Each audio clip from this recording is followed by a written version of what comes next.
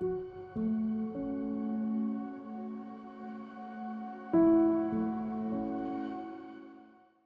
you so much for being with us today. Thank you so much for listening to the panels. It's been a wonderful event so far, and I'm very happy to have the Minister of Digital Transformation, Stefan, with me today. I myself am Alina Timofeeva. I was kindly invited by Tanya and Voba and the broader organizations. It's my first time in Macedonia, but everybody has been very, very welcoming. And the Minister and I had a chat before, so we are looking forward, to sharing all the key insights with you today. Thank you so much for being part of this. I guess one of the things which we discussed earlier is, we heard the different opinions from different parts, but it's the ecosystem which is really important to make this successful. So it's the government, the regulators, the businesses, and the education system. So what do you think about it? Yeah, thank you very much for the question, and thanks to the organizers for this opportunity. I have to be honest with you and say that, unfortunately, in the past 10, 12 years, the government institutions somehow lagged behind what was going on in the private sector and in the ecosystem in general. While we heard the banks, the fintech industry, even the telcos were, I can say, rushing ahead, unfortunately, the government somehow was lagging behind. And that is a legacy that we have to change, and we had to change really fast after coming into the new Ministry of Digital Transformation. I can say that we've made a significant progress. I'll mention a couple of things that we did in the past 6-7 months, but a lot of work lies ahead as well. Let's say the first thing we did is the optimization and upgrade of the interoperability platform. Unfortunately, before we had only 3 companies from the private sector that were using it, even though it's free of charge for the companies to use it and to utilize the registry of the Central Population Register and other communication between each other or other institutions. With the upgrade that was done in December, now it's very cheap for companies to partake, to install the interoperability platform, and there is an increased interest on the side of the companies. I see some of the banks. We had some very nice discussions in the past months, and there's a possibility for them to join. A minor thing that we changed from January was the acceptance of electronic documents. An absurdity of sort was in the past that if you take out an electronic document and you try to use it when you print it out, then it's not accepted because it says it's a photocopy of an electronic original document and no one accepts it. Now, if a document has a QR code on it, if it's an electronic document, you can print it out and use it. I know it might sound, with the talks that we had before on AI and GovTech, it might sound as something from the 20th century, but I know it's a step in between to fully accepting electronic documents in a process that is completely electronically submitted and done. I think it's a nice step in the right direction that helps out banks, helps out companies to utilize people's data. Another thing that was mentioned in the first panel is the support of the EDIH. What we faced prior to coming to power was the Fund of Innovation, Technology and Technological Development, Innovation and Technological Development, the famous FITERA, which gave more money to party members and to party functionaries than to innovators, which supported more dubious innovations that were only called innovations rather than real innovation, and which deterred people from real innovation and put them aside on the sidelines. Now I think with the EDIH, with the support to the European Digital Innovation Hub, we have a true chance to support true innovation, because it will be selected through this consortium of private companies, the chambers of commerce, and academia. It will develop true innovations, true change, through digital transformation, in which we are ready to support. There are plenty of more activities, but I want to be as dynamic as possible. So I'll stop here, and maybe we can add something to it. But I think, just to summarize, it's very important for the ecosystem to be supportive. So I think we've heard a lot from the banks and obviously from your initiatives, but it's bringing together the regulator and the universities as part of it. Something which I was reading about is the national cyber strategy. I understand that there could have been some cyber incidents, and from my conversations with the banks, it was high on the agenda in terms of preventing the fraud. So I guess, can you tell us a bit more about the cyber strategy and more about the implementation of it? there was a vacuum of 2 years without a cybersecurity strategy, and unfortunately we were one of the countries, rare countries in Europe which didn't have a cybersecurity law. So in the past 6 months we will be working on integrating some older attempts to draft a national cybersecurity strategy, and it was passed in December. It's fundamentally based on cybersecurity by design, something that Orca mentioned in the previous panel. Everybody has to think about cybersecurity. And this strategy in its action plan does not work only on the government side of things. It works on institutions, on private sector, on NGO, on academia, because we cannot develop softwares or implement hardwares without thinking of cybersecurity in the first place. Any attempt to do it will be faced with a threat of cyber attack or a hybrid threat of a sort, because now cyber threats and cyber attacks are part of the modern warfare, both in the business side, so it's a business warfare, but also in a geostrategic and intergovernment things. So I think it's important to think about it holistically. There is a whole action plan combined with the National Cybersecurity Strategy, together with indicative budget list, in which every institution has a very specific budget that they agreed on, which they have to, dedicate to cybersecurity in their own domain. By this I'm thinking energy sector, transportation, national bank, also all the government institutions, education as such. So thinking about these things is thinking about real results, not thinking about the strategy itself. Because strategy will be void if it's not implemented. And we've seen numerous strategies. We've become experts in drafting strategies, but not too much in implementation. I want this strategy to be a bit different. And I believe with the action plan, we have a very specific task, what we need to do. And I guess just building on the strategy, you mentioned the implementation. You want to learn from the other countries so as not to have the same failures or to avoid them, I guess, much earlier. Can you tell us more about that? Because you are engaged with the other countries.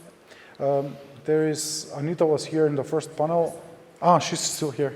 She was leading, and she's still leading the CIDR project, which helped us a lot in drafting the strategy, but also learning from experts, not only drafting in terms of text, but understanding what is important and getting to the answers together. And also there is EGA, the Estonian e-government agency, which also helps in terms of experience, education, hiring domestic experts and international experts to help us. We traveled to Tallinn, to the Estonian Digital Summit, Tallinn Digital Summit, to discuss these issues as well. And I think learning from countries that did it good for a very long time, like Estonia is, but also learning from countries that do it fast, that do it with high investments in a short amount of time is instrumental. We picked a different route, so we didn't say we will have only one national cyber incident response team or incident response center. We will delve it into two. One will be a national one that is under IAC and is still working, which targets the private sector, targets citizens and helps private institutions, but is also the government CIRT that will help governments, that will notify government institutions on which we have the possibility to react. Because we have a political system in which the assembly is the national bank and the banks are different from the government, and that's why we didn't want to, for one institution to impose everything on themselves. Now it will be the challenge of communication, the challenge of joint platform in which we exchange information, we exchange data. I can say that so far, with the groups that work on critical infrastructure, but also with daily communication, we have excellent cooperation, both with IAC and the teams that are in the Ministry of Interior, the Army, which also have their SOCs that are different than the national ones. But I think that challenge of communication and platform will be instrumental in the days to come. And I guess just moving forward to AI, we heard so much about AI today. So some of the use cases are already built, like Copilot, so it's not something new. But what do you feel should be done more around AI to support the businesses and support the education around this area? Funnily enough, the government so far has done almost nothing in terms of the usage of AI.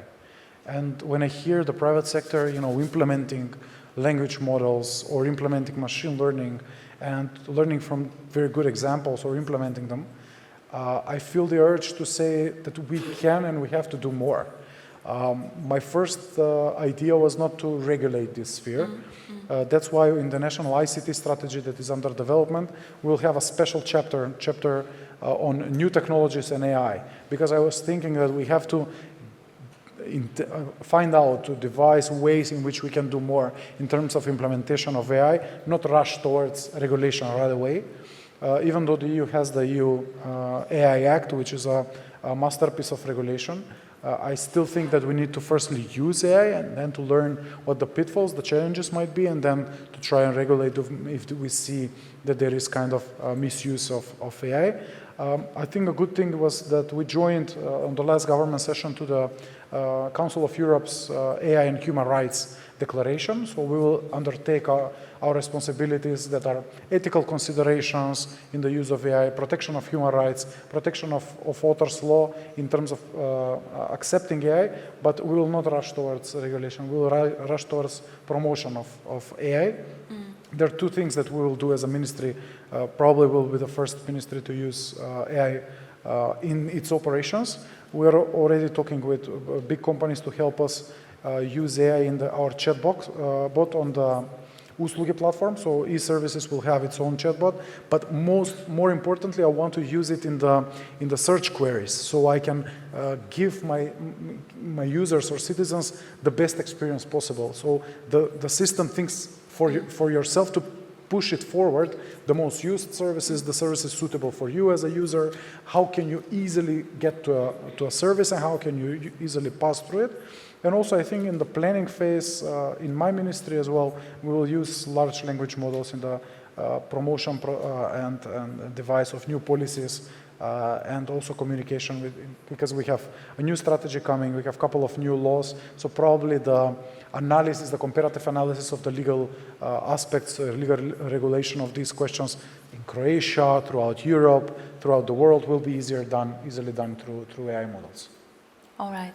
And Mike, if we look into the future, because the cyber strategy, is happening, a few things about the European Innovation Hub, what are your plans kind of for the 5 years going forward?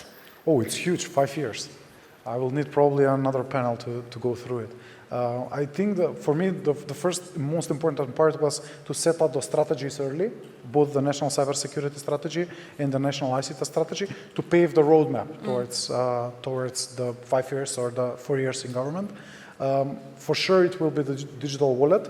We are already developing a plan for an Android and iOS government app that will combine all government services to one place and also provide a place for electronic version of your ID card and driving license, which will be a flagship project of the ministry for the next 2 years.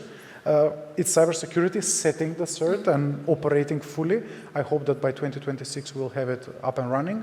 Then it will be complete digitalization of services and document management processes within the institutions, because we have the national DMS platform, but it's rarely used, doesn't have enough processes, so we'll focus on that. And the largest focus will be on services for citizens. I think that by 2028 we will be able to digitalize all, if not all, most used services from citizens. We will not target only the numbers, we'll target the life events for people. Newborn, registration of a newborn, marriage registration, all the correct aspects of the data, so correct and proper way of managing data will be in the focus, but mostly on providing the services people need online and faster, more accessible services for the people that don't want to use online platforms. We will allow them through our service centers. And I think today we heard a lot around, AI and the other technologies, but what do you think about the partnerships? Because in a lot of the discussions, partners are key, entrepreneurship is also key. What do you feel about it? In Macedonia, I think it would be impossible to do digital transformation without the private sector. Even the first attempts for building the interoperability platform 2012, 2013, the National Population Register, the e-services platform, the digital transformation internally of the institutions, everything was done through a partnership with the private sector. What I personally don't like is the aspect that we see the relationship between the private institutions and the public institutions as a tender-only procedure. You do a public procurement, you open up a project, they do it for you, you wrap up, you pay it, and that's it. So there is no long-lasting partnerships. They're more based on how can we use public funding more on the side of the private sector, And also on the side of the public sector, how can we put more work to the private ones so we don't do the work ourselves as a public administration? I think we should base it more on partnerships. I like the word, and I think, but partnerships should be on both sides. Should be first long-term, very open and transparent. We should say the things that we mind in our communication and in the work we do together, and should be on the long run. Because I believe that we can export products to Europe, to the world. I believe that we can export, our companies can export something that they've done here, can export it internationally. Not only as a service, not only as a cheap labor force, but as a product that was developed here, patented here, and then exported outside. We have good examples from the Central European region. I think we have some good examples here as well that can be, if done well, can be done internationally. And I see the government as a booster to that. I've been talking to a couple of countries already for the next summits that I'm going to attend. I want to go together with Macedonian companies that will promote themselves there, that will promote their products there, not only as their workforce. And I think that will be a key success, because that way they can provide us the resources cheaper, and they can provide it for more expensive money outside of the country. And something we have seen with the other governments, like UK, US, is they're getting a lot of foreign investment. So for example, in UK, there was 25 billion into the infrastructure to support the cyber, the AI. There is even more with AI. Do you get foreign investment, or is this something you are looking for? I think the IT sector will be the next one for foreign companies to invest in. Automotive is big here in the country, and I think that automotive is a lot of times based on ICT tools, softwares, new developments. I believe that there is potential for ICT sector investments as well in the country. Foreign funds come in a form of donation and grants as well. We have huge component of the reform agenda. In the next 4 years, we're up to 70 million euros from the reform agenda. There is huge IPA programming for our ministry. And there is something that I want to promote here today as well, something that Innovate knows well, that's the Digital Euro program. It is huge, one of the newest projects and programs from the EU, in which consortia of domestic and international companies, from the private sector, but also academia and chambers of commerce, NGOs, apply for grants from the EU, similar to what was called Horizon in the past, only for academia. Now this is for the whole sector as well. It is co-funding, so a lot of support can be taken from the EU. The money comes early, so you can start the project and get the money in advance. We are eligible for 4 different pillars, in which important are services and digital skills. The only one we are not part of is cybersecurity, unfortunately. We're working on that as well, but I think that this is huge potential, because it's more than 6 billion euros for the whole of EU, and there are a lot of funding available for the country. We have paid, second year in a row, we're paying for the partnership there. We are full members, so I think that companies and chambers of commerce should use that opportunity here. It's a bit more difficult to apply maybe, but I think the fruits are very nice. So you talked about all these exciting initiatives, and we talked about how women are key in digital and how we can support women. But how do you see the government can support the women? Because obviously we have VOBA, which is supporting some of the other communities, and it's wonderful. But I think if it's at national level, it's something that can drive the change. I think it's important. I think that women are showing that they can be smarter than men in terms of higher education. Having in mind that higher education in the country is now dominated by these technical schools, both faculties and high schools, I think, and there's a huge percentage of women in these fields, I think it's only to be expected that they will dominate the workforce market as well. Why not high leadership positions that I believe can be overtaken by women. I have great experience with them in my ministry. I think more can be done and should be done. We have a team of people that is going to these trainings on women-sensitive budgeting in terms of operations, but each one of us can do more. When you think about who to send on a training, who to send on a conference, who should be up for promotion if they are doing the same job as their male colleagues, why not put them in the first row? We have a leader of the cyber sector in my ministry. She's doing a commendable job, and and I'm happy to have her in my team. She's also a member of my cabinet, but also other people that are surrounding me. I think that it is when it comes to service, when it comes to dedication to work. I've heard the words in the first panel of discipline, hardworking. I think that we have more to gain by including women, rather to do it just for the NGO perspective of it and just for the panel discussion perspective of it. To do it in real life, just for the benefit of the efficiency and of the success, both of the public institutions and the companies. But I think something on this is also the gender pay gap, which does come up quite a lot, and we had challenges with that in Europe and UK, despite a lot of the wars around it. So that's another big consideration to inspire them.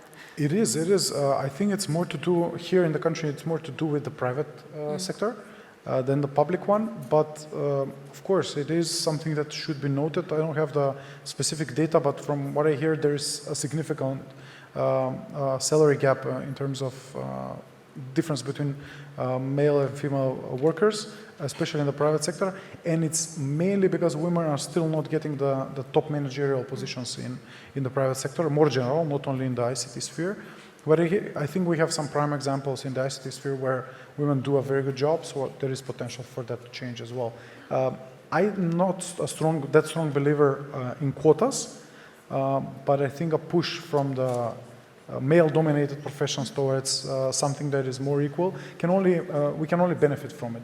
I don't see a negative side on this process. Okay, thank you so much. I think this is the end of our panel. I think thank you so much for being with us today. Thank you for having me. I think it's always good, just on the implementation, as we discussed, to consider the key learnings, but also the challenges. Because writing the strategy, as we discussed, there are many strategies, but implementing is something which will make a difference to the people like you and I and the citizens, and of course bring the value as much as possible. So I hope to come maybe next year to see the real change. Thank you. Count this as an invitation for next year, for our events that we have in the country. We have a number of events that are targeting this sector, so I hope to see you soon so we can brag about the progress we've made so far. Thank you so much. Thank you. Thank you.